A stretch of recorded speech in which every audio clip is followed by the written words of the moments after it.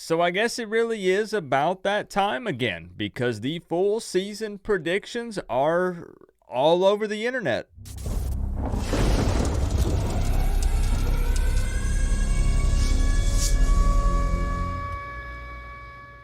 What's going on, Canes fans? I apologize for being MIA for about 2 weeks there. I've been dealing with some health issues, but I'm finally going to see a specialist later on this week, so hopefully they can get me squared away and feeling mostly normal again. What I want to do in today's video is take a look at this 24/7 Sports article where they are predicting the full Miami Hurricane season. They provide wins and losses, and they give a little bit of reasoning behind it. So I'm actually going to take a look at the article. We're going to read each of their points and purely just react to it. So keep in mind that I'm not going to say if I agree really or disagree necessarily, not full on. This is not my prediction. But what we are going to do is we're going to react to the 24/7 Sports prediction. In the middle of the week, I'm going to give my way too early full season prediction. We do this every single year. Keep in mind, it's called way too early for a reason. And then on Friday, we're going to do the way too early 2024 season prediction predicted by you, the fans. And we did this last season where I go live and we go game by game. We discuss it during the live stream, and then I put up a poll literally live during the stream, and you guys vote win or loss, and then we compare my way too early season prediction to the fans' way too early season prediction. This community specifically. I'll pop up on the screen right here what it turned out being last year. I had predicted 7-5, and a lot of people told me I was crazy, and they said, Coop, you're overreacting a little bit to the first season. Chill out. And I think that the community predicted 9-3, I believe. I don't have it in front of me right now, but again, I'll pop it up right here, what the community, the fans came up with, and then what I predicted. And we're going to do it again this Friday at 9 p.m. Eastern Time. So without further ado, let's take a look at this article because I've heard some Canes fans are a little upset about it, and they're saying that 24/7 Sports is off their rocker for this one. I haven't personally looked at it because I've been out of the loop for about 2 weeks, but it appears that this does take into account the transfer portal stuff, and we'll just read it here. I'll look at their little points, and just keep in mind that these aren't my points. I'm strictly just reading what's on the screen, and I'm not going to give my full breakdown on wins or losses. We're just going to kind of react to what 24/7 Sports has to say about the season. So kicking it off with the Florida game, and they do have Miami getting a win in the Swamp. Okay. They say the opener at Florida is pivotal for both teams.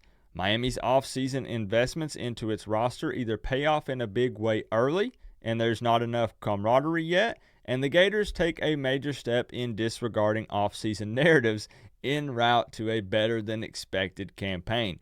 This is only Miami's third trip to Gainesville since 1985, and Florida welcomes back the majority of its offensive starters, including quarterback Graham Mertz. However, playmakers Ricky Parasol, 2024 NFL Draft first-round pick, nobody cares. ETN, nobody cares. This game should come down to the wire and provide an early look at one of the Sunshine State's better teams. Okay, now hold up a second.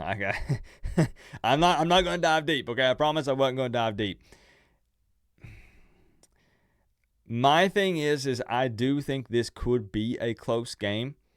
Home field advantage for the Gators is a big deal. Playing at the Swamp, we don't know yet if it's going to be like an afternoon game or a night game, but the atmosphere should be lit. It should be kind of crazy, and that home field advantage, don't discount that. That's a pretty big deal in the Swamp. When we're talking about come down to the wire, fair, provide an early look at one of the Sunshine State's better teams.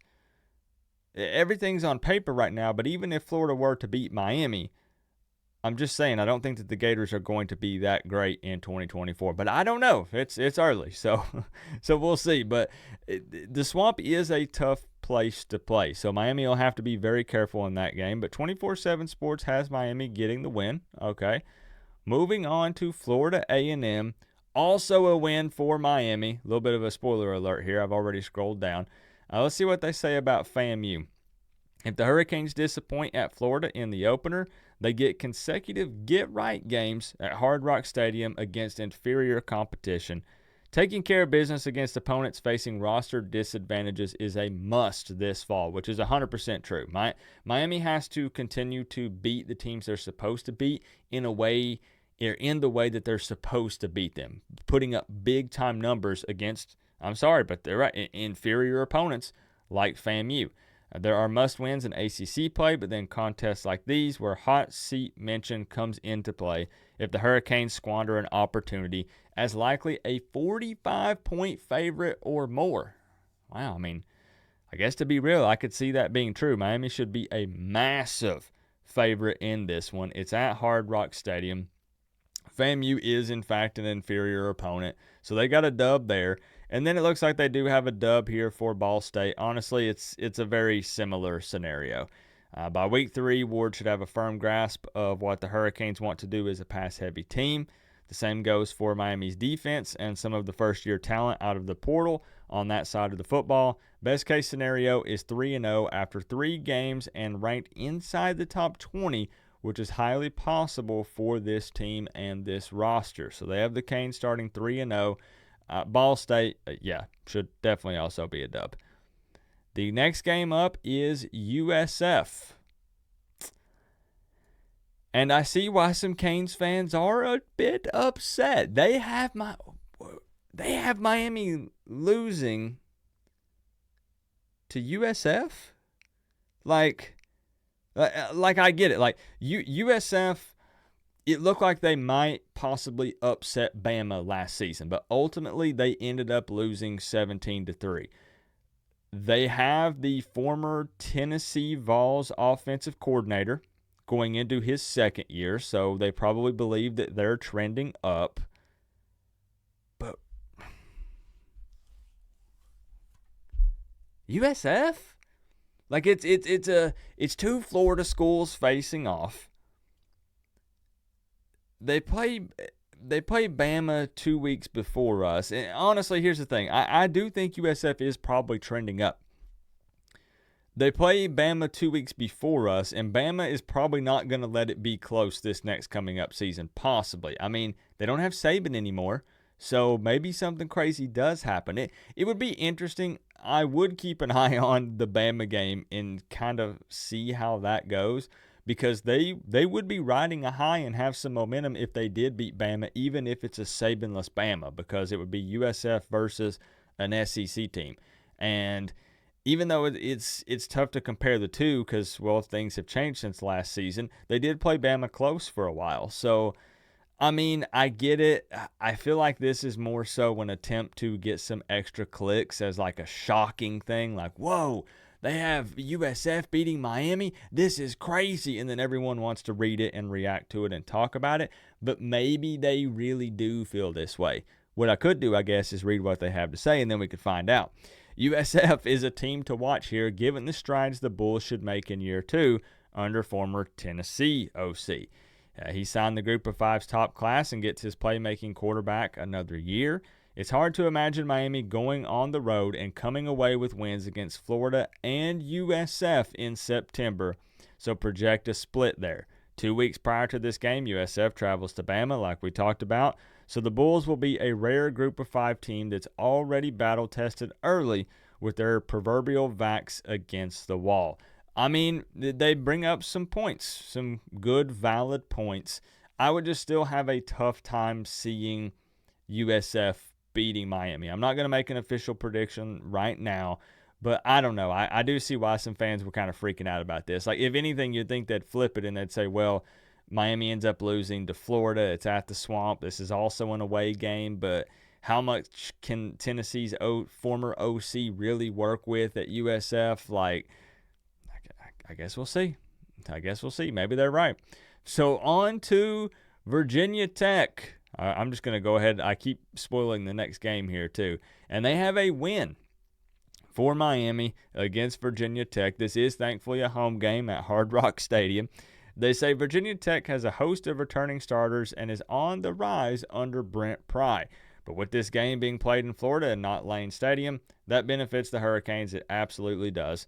This is one of a handful of swing games for Miami this season and will dictate the top of the ACC standings alongside FSU, NC State, and Clemson heading into October. So they've got a win against Virginia Tech. That's a pretty solid take. Now, Cal is the one I really wanted to see what they have to say, and they're giving Miami a win. The Canes traveling way out west. Okay. This one has trap game written all over it in the ACC. 100%. I absolutely agree right there. That is a very scary matchup for Miami. Not talent-wise. It's just that's way over. That's way over. It's sandwiched between sizable matchups with the Hokies and the Seminoles, big-time distractions possibly, and holds a great deal of value for Miami. Lose this game on the road against the conference newcomer, and the Hurricanes simply aren't getting to the ACC championship game. This one's a must in conference play. Actually, really well said. Really well said by 24/7 Sports, because Cal comes in, and if Miami has been battling and trying to compete in the ACC for this long and has never won it, and then a newcomer comes in and then beats you in your conference, that's a pretty bad look. So the Cal game is a must-win for Miami, 100%. And they've got Miami winning it, okay?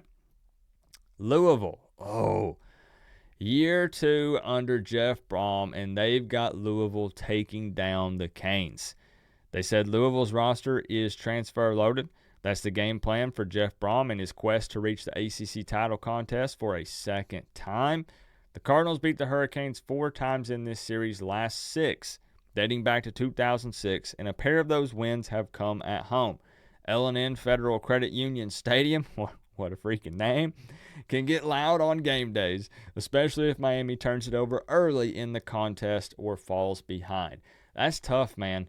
That's really tough. I mean, can Jeff Brom continue to find success with this transfer portal loaded team? I mean, he literally took them in year 1 to the ACC championship game. Even though they lost it, I still got to give some respect, because we can sit here and dog them and talk about how now they're going to trend down, and it was just, he got lucky in his first year.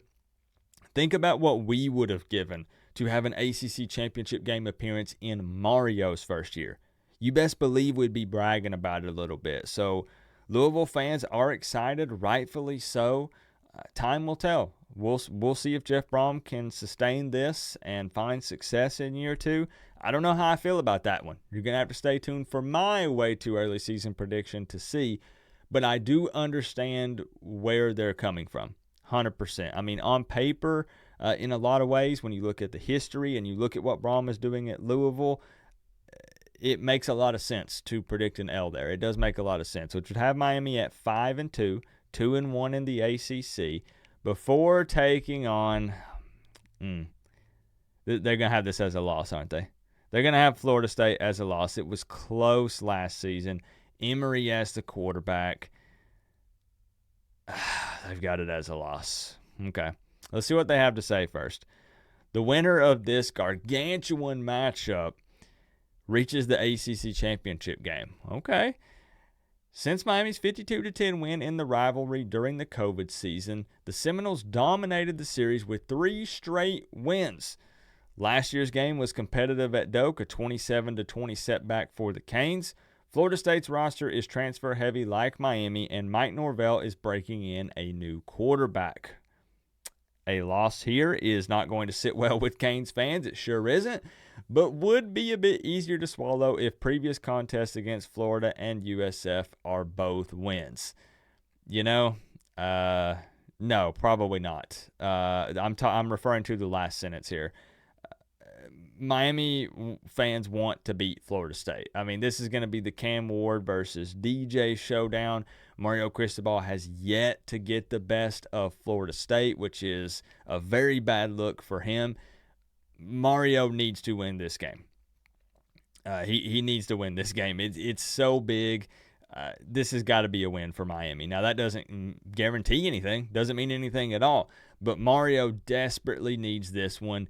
Year 3, he's trying to kind of, win over some extra fan support, because a lot of fans now that used to always believe are now kind of taking a step back and saying, You got to prove it to me now. I'm not buying tickets to games. I'm not renewing my season tickets. I'm not buying any new gear. Like, I need to see something wild and crazy for Mario Cristobal and this team. He's got to beat Florida State, but they have it as a loss. 5-3, 2-2 in the ACC. That is a massive game. Hold on. I need a moment with that face on my screen. Hold on.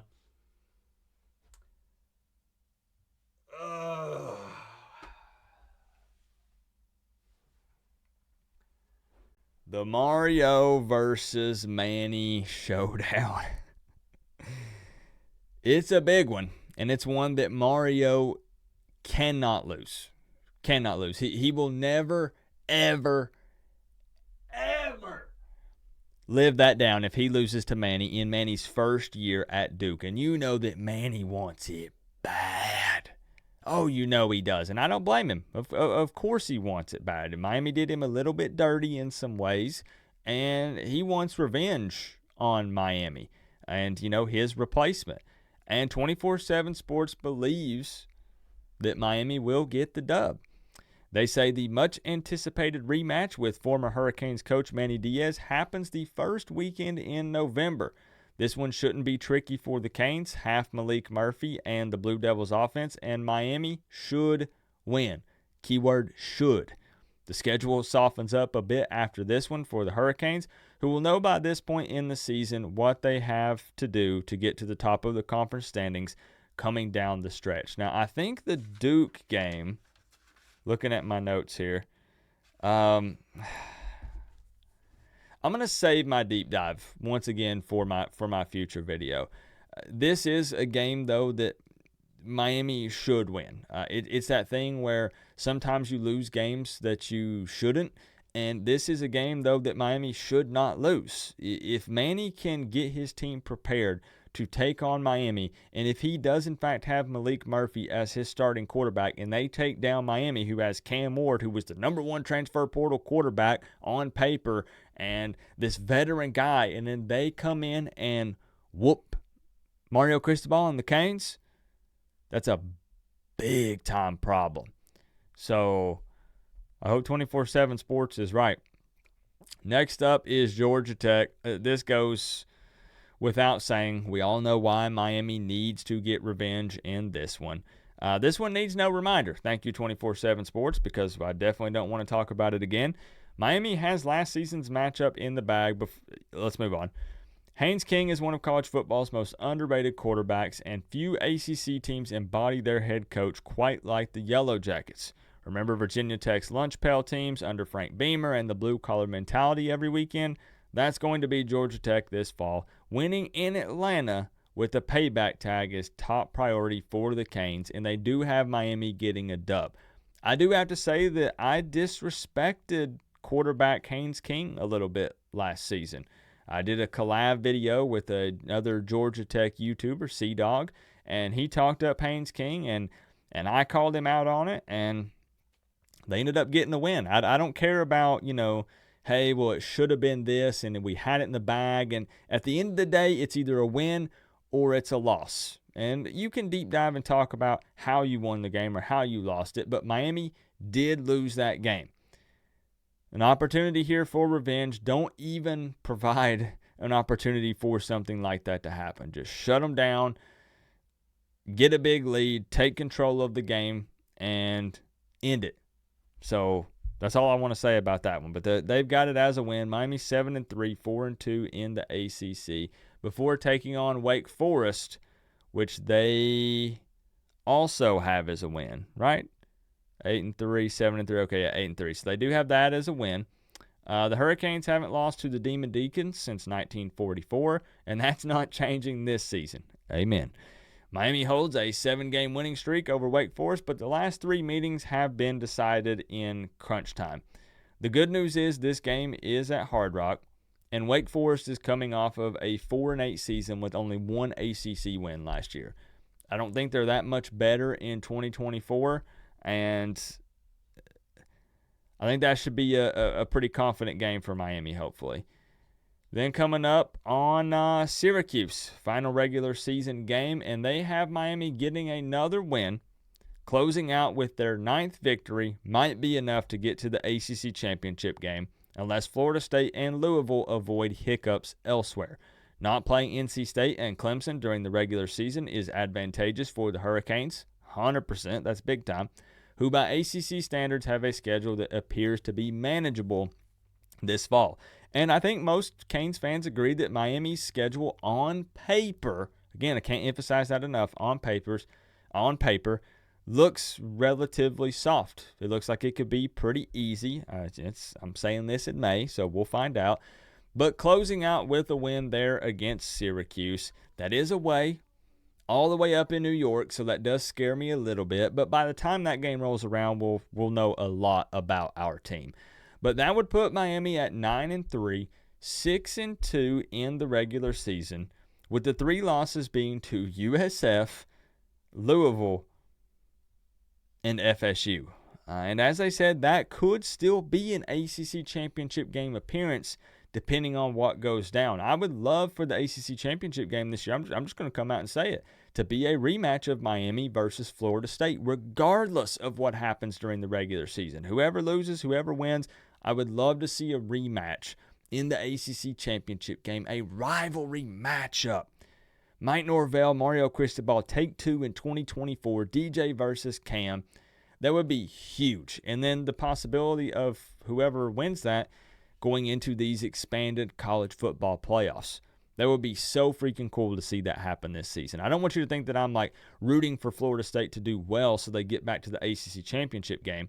All I'm saying is a Miami versus FSU ACC championship game would be pretty dope. I'm just saying. My main focus here and hope is that Miami takes care of business, and that's all I'm really worried about. Whoever else it ends up being, if Miami does make it to the ACC championship game, I don't really care at the end of the day. I just want Miami to get there. So 24/7 Sports has Miami at 9-3, kind of riding that line. Everywhere all these media outlets are putting out the Canes over-under wins at around like 9. Are they going to win 8, 9, or 10? Floating somewhere around there, which is pretty safe to take, right? Like most people feel like they're going to take another step forward. You go from 5 wins to 7 wins to probably 9, and then you could push and maybe say 10. Mario Cristobal needs 10. The Canes need double-digit wins in 2024, period. But I'm talking here about expectations. Might not line up with reality, right? Might not be the same. So keep an eye out. I will say this is a fair take. The USF thing still is a bit of a head-scratcher for me, but I do understand it's college football. Anything can happen. But 9-3 is the safe prediction to make, and there's nothing wrong with that. I would maybe swap out the USF for like an upset somewhere because Louisville could be expected, possibly. Just being real. Florida State could be expected, possibly. USF, I still feel like even if they're trending up, if Miami loses to USF, something very serious is wrong. Very, very, very, very seriously wrong. So we'll see. That doesn't mean it doesn't happen, but I'm just saying. But 9-3, safe. Nothing too crazy from that article. I'll go game by game and break it down in the middle of this week. And I'll do my 2024 official way too early season prediction, just like I did last season. And then again on Friday, 9 p.m. Eastern time, you have a chance to voice your opinion. Pop into my live stream and we'll go game by game, and you literally get to vote. It pops up in the live stream chat and you click W or L and we watch it populate in real time, and you guys get to decide what you think the record will be. Way too early, of course. Keep that in mind. And then we compare to what my way too early is as well, and we see where we're kind of different. So looking forward to it. I'll see you guys on Friday. Hopefully I'll get back in the saddle. Hopefully I'll be able to figure out these health issues and I'll be 100% and we can get back to it, get back to the grind. Remember though, guys, we're all one big happy college football family, but at the end of the day, I got to say, it's always better when you get to rep the U. Coach Coop, peace out. I'll see y'all in the next one.